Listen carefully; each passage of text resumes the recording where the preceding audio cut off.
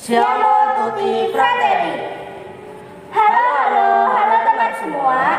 Perkenalkan, nama saya Fauzi Eko Purnomo dan di samping saya adalah rekan saya, Indriani Trioktaviana. Kami dari kontingen Indis PMR Madya MTS Maarif NU 1 Kebasen.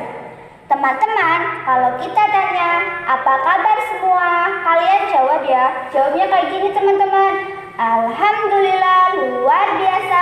Yes, udah siap teman-teman? Apa kabar teman-teman semua?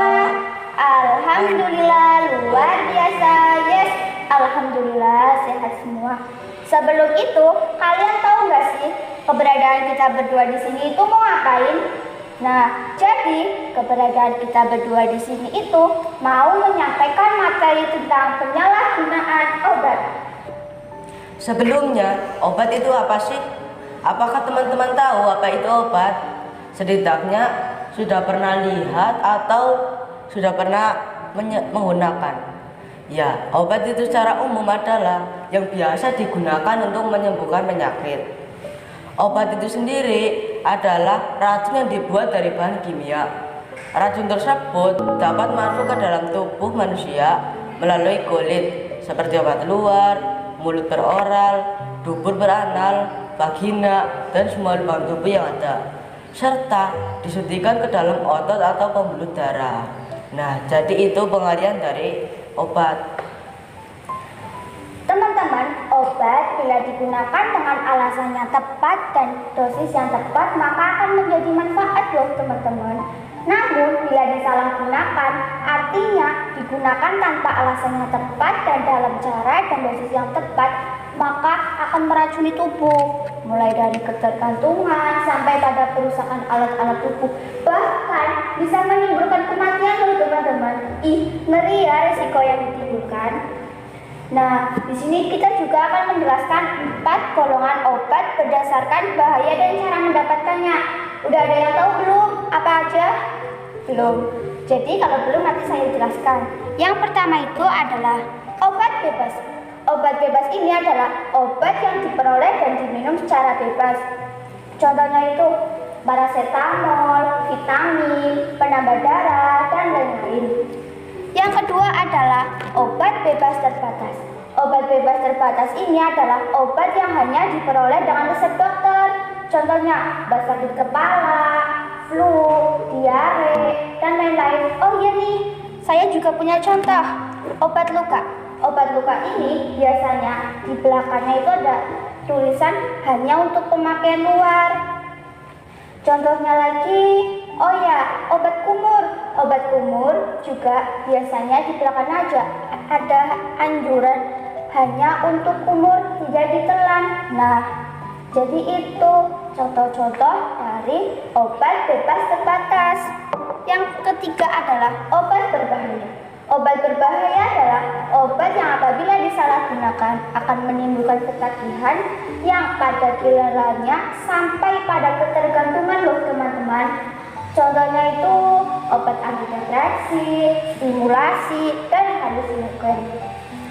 Yang terakhir atau yang keempat adalah narkotika. Narkotika adalah zat atau obat yang bersifat alamiah, sintetis, semi-sintetis yang menimbulkan efek penurunan kesadaran, halusinasi yang menimbulkan kecanduan jika pemakaiannya berlebihan loh teman-teman. Nah, sekarang kalian udah tahu dong 4 golongan obat berdasarkan bahaya dan cara mendapatkannya. Di sini kita juga akan menjelaskan dampak-dampak penyalahgunaan obat yang akan dijelaskan oleh rekan saya. Oke, terima kasih. Dampaknya ada 2 loh teman-teman, yaitu dampak langsung dan dampak tidak langsung. Dampak langsung dari penyalahgunaan obat yang pertama menyebabkan depresi mental, kecanduan, menyebabkan gangguan jiwa, dan emosi tidak stabil. Dampak tidak langsung dari penyalahgunaan obat yang pertama, kesempatan belajar akan hilang, dikucilkan masyarakat, bahkan bisa dijebloskan ke penjara loh teman-teman. Ngeri ya. Yang ketiga, efek samping dari penyalahgunaan obat, detak jantung tidak stabil, rasa ngantuk, kebingungan, nyeri dada, sesak napas, kecanduan, kejang, dan muntah darah. Yang keempat, resiko menyuntik. Yang pertama bisa merusak jantung. Yang kedua, bicaranya lantur dan bahkan bisa menyebabkan penyakit PHS, hepatitis B, dan HIV/AIDS. Teman-teman, kalian tahu nggak apa sih alasan remaja menyalahgunakan obat? Remaja adalah kelompok potensial yang terjerumus dalam perilaku berisiko ngambil dan nyuntik.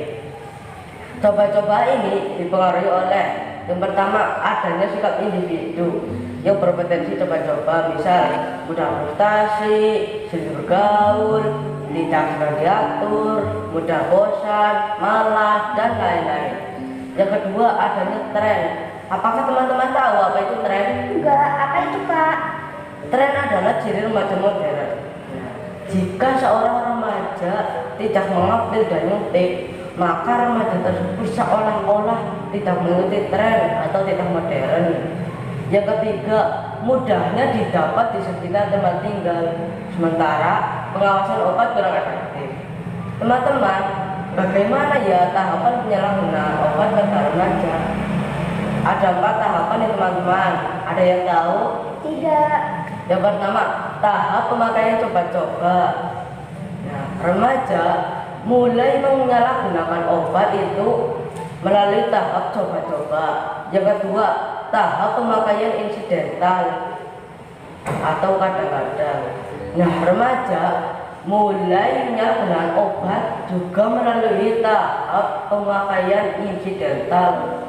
Yang ketiga, tahap penyalahgunaan. Dan yang keempat, tahap ketergantungan.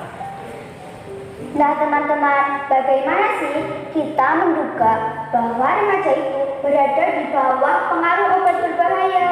Remaja yang sedang ngebel terlihat dari lesu atau gelisah, banyak keluar keringat, kelihatan ketakutan, gerak bergetar, dan kurang konsentrasi. Lalu, bagaimana kita membantu remaja mencegah diri dari perbuatan ngambil dan nyuntik?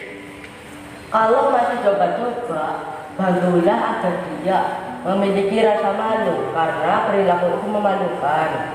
Aktif dalam kegiatan lain seperti berolahraga, membantu orang tua, beribadah, dan yang terpenting mengembangkan sikap percaya diri dan pengendalian diri yang kuat.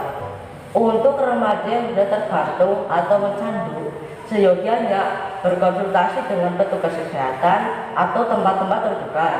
Dan teman-teman, ngeri juga ya resiko yang ditimbulkan. Sangat disayangkan loh kalau masa remaja kita diisi dengan hal-hal negatif seperti itu. Masih banyak hal yang bisa kita lakukan untuk mengisi masa remaja kita. Jika kita cinta tanah air, maka kita harus tolak penggunaan nasher. Nah teman-teman, kita berdua ada pantun nih buat kalian. Apakah kalian mau dengar? Pastinya mau dong. Pisau diasah di pagi hari, Bawa ke kebun untuk merumput. berakhir sudah materiku ini. Semoga bisa bermanfaat. Demikian materi yang kita sampaikan. Apabila ada kesalahan, Atau tutur kata yang tidak berkenan, mohon dimaafkan.